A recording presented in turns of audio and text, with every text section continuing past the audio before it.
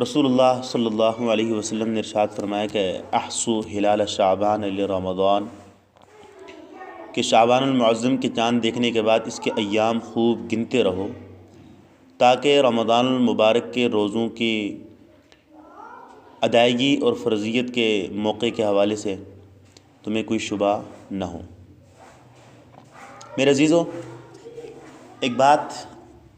آپ کے گوشے گزار کرنا ضروری سمجھتا ہوں کہ شعبان المعظم اور بالخصوص اس کی 15ویں تاریخ جو شب برات کے نام سے عوام میں مشہور ہے، اس کے حوالے سے دو رائے ملتی ہیں کتابوں کا مطالعہ کرنے سے۔ ایک میں بہت افراط اور ایک میں بالکل تفریط۔ بعض حضرات تو شعبان المعظم کی 15ویں تاریخ کے حوالے سے اتنے فضائل ذکر کرتے ہیں کہ گمان ہونے لگتا ہے کہ شعبان المعظم کی جو 15ویں رات شب برات ہے یہ تو لیلۃ القدر سے بھی افضل ہے۔ یہ غلو ہے جو دین میں قابل تحسین نہیں۔ اسی طرح بعض حضرات شعبان المعظم کے حوالے جتنی بھی روایات منقول ہیں سب کو موضوع تک کہہ رہے ہیں اور بالکل اس حوالے سے بہت تفریط میں وہ گرے ہیں، جو بھی درست نہیں ہے، قابل تعریف، قابل تحسین، قابل قبول نہیں ہے۔ آپ کے علم میں یہ بات لانا چاہوں گا کہ شب برات کے حوالے سے اور شعبان المعظم کی فضیلت کے حوالے سے 10 سے زیادہ صحابہ کرام سے روایات مختلف عنوانات سے ذکر ہے۔ اگرچہ وہ روایات سنداً کافی ضعیف ہیں، لیکن محدثین کرام علیہم رحمہ اللہ رحمۃ اللہ علیہم کی نظروں میں اور ان کے ہاں اصول میں یہ بات ملتی ہے کہ اگر ایک ضعیف روایت مختلف سندوں سے مختلف طرق سے اگر منقول ہو جائے تو وہ سند کافی قوی ہو جاتی۔ تو یہ جو 10 صحابہ کرام سے یہ روایات منقول ہیں اس میں اچھی خاصی قوت پیدا ہو جاتی ہے اور قابل تحسین بن جاتی۔ اس حوالے سے یہ بات بھی ذکر کو ملتی ہے، سننے کو ملتی ہے کہ اس شب برات کے حوالے سے کہ چند مخصوص اعمال کا ذکر ہوتا ہے کہ یہ اعمال اتنے اہم ہوں گے، اتنے اہم ہیں اور اس کے یہ فضائل ہیں۔ بالخصوص صلاۃ الفیہ جسے ہزاری نماز کہتے ہیں کہ 4 رکعت پڑھے جائیں تو 1000 رکعت کا ثواب ملتا ہے اور زندگی بھر کے تمام جتنے بھی قضائیں ہیں، فرائض، وہ سارے کے سارے اس سے معاف ہو جاتے ہیں۔ یہ بھی دین متین میں ثابت نہیں ہے۔ پھر اسی طرح اس شب کو بیری کے پتوں سے غسل کرنا اور پوری رات مسجد میں آ کے بیٹھے رہنا، مسجد کے اسپیکر کو استعمال کرنا اور موبائل میں گانوں کے طرز پہ پڑھے گی نعتیں، پڑھے گی حمد وغیرہ اور پڑھے گی نظم کلام وغیرہ جو منظوم کلام ہوتا ہے اسے لوگوں تک سنانا اور لوگوں کے گھروں میں بیٹھے ہوئے چین کو سکون کو برباد کرنا، یہ بھی شریعت میں کوئی قابل قبول عمل نہیں۔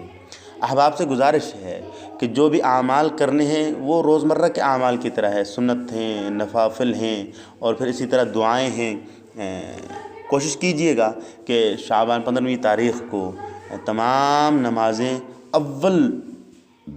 وقت میں ہی مسجد پہنچ کر جماعت کے ساتھ ادا کرنے کی کوشش کر لیں، تکبیر اولیٰ کے ساتھ ادا کرنے کی کوشش کریں اور تمام فرائض پنجگانہ میں جو اس سے پہلے جو سنتیں مؤکدہ ہیں اور فرائض کے بعد جو سنتیں مؤکدہ ہیں اور پھر جو نوافل ہیں، اوابین کے ہوں، چاش کے اشراق کے نوافل ہوں، اس کے علاوہ عشاء کے بعد دیر تک نوافل پڑھتے رہیں، خوب اللہ جل شانہ کے دربار میں گڑ گڑاتے رہیں، عاجزی کرتے رہیں، انشاءاللہ بہت فائدہ ہوگا۔ اور ایک اور بات بھی ذہن میں رکھ لیجئے،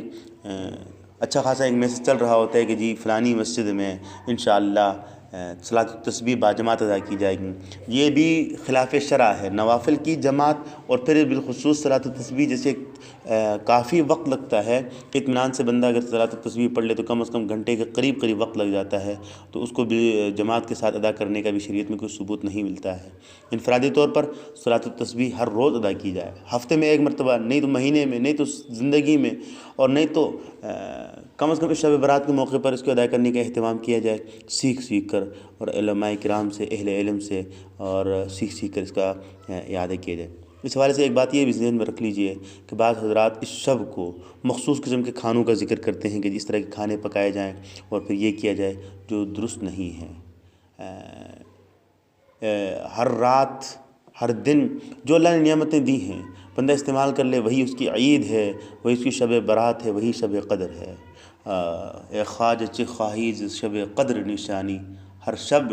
قدرست گر قدر بدانی۔ کہ پوچھنے والے نے پوچھا کہ شب قدر لیلۃ القدر کون سی ہے، تو بتانے والے نے بتایا کہ اللہ کے بندے ہر رات لیلۃ القدر ہے، اگر رات کے لمحات کی قدر ہے تو لہٰذا ساتھیوں سے گزارش ہے کہ رات کے لمحات کی قدر کیجیے اور خوب اپنے رب تعالیٰ جل شانہ کو راضی کرنے کی کوشش کیجیے۔ جو آخری جو بات میں عرض کر رہا تھا بدعات کے حوالے سے، کہ اس رات کی بدعات، کہ بہت سارے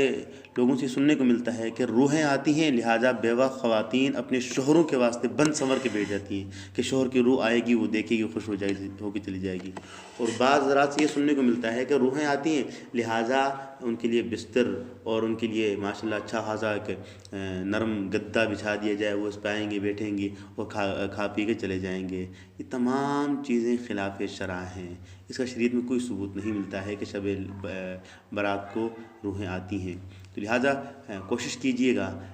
جو معمول کے مطابق اعمال ہیں ان کو ادا کرنے کی، اور پھر اس دن کا روزہ رکھا جائے۔ صرف اس دن کے روزے کی فضیلت کوئی خاص احادیث میں مذکور نہیں ہے، البتہ ہر مہینے کے جو ایام بیض ہیں، جو قمری اعتبار سے چاند کے اعتبار سے 13، 14، 15 تاریخ کے ایام ہیں، یہ روزہ شریعت میں ثابت ہے۔ نبی کریم صلی اللہ علیہ وسلم اس کا اہتمام فرمایا کرتے تھے، اور ایام بیض کے روزے کی مختلف فضیلتیں بھی ذکر ہیں۔ تو ساتھیوں سے گزارش ہے کم از کم 13، 14 کا روزہ بھی رکھ لیا جائے، 14، 15 کا بھی روزہ رکھ لیا جائے، 15، 16 کا روزہ رکھ لیا جائے، اور پھر عشاء کی نماز اہتمام سے مسجد میں پڑھ لی جائے۔ اس کے بعد پھر 4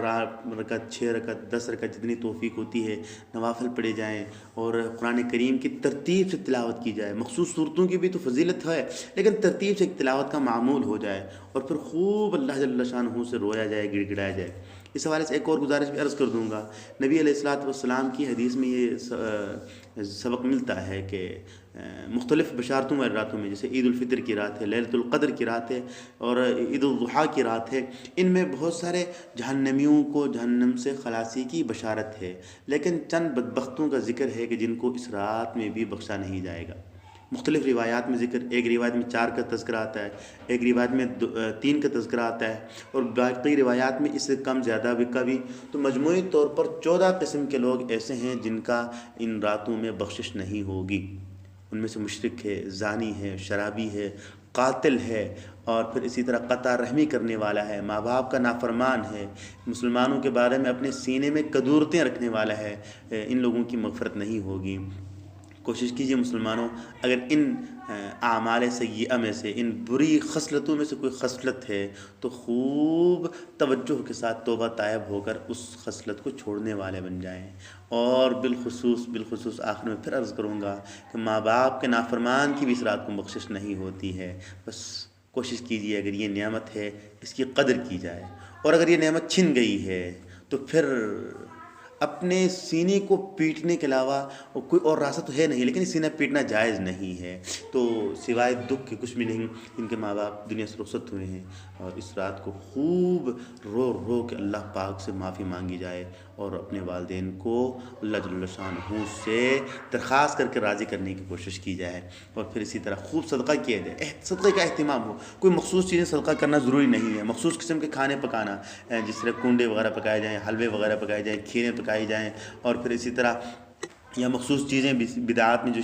شامل ہوتی ہیں، مسجدوں میں چراغاں، قبرستان میں چراغاں، گھروں میں چراغاں، یا پھر اسی طرح موم بتیاں جلانا، اس کا شریعت میں کوئی ثبوت نہیں ہے۔ تو لہٰذا والدین کے واسطے بھی خوب صدقہ کیا جائے، اور خوب آہوزاری کے ساتھ توبہ طائب ہو کر اپنے پیارے اللہ سے مغفرت مانگی جائے۔ اللہ جل شانہ ہم سب کو عمل کرنے کی توفیق نصیب فرما دیں۔ وآخر دعوانا الحمدللہ رب العالمین۔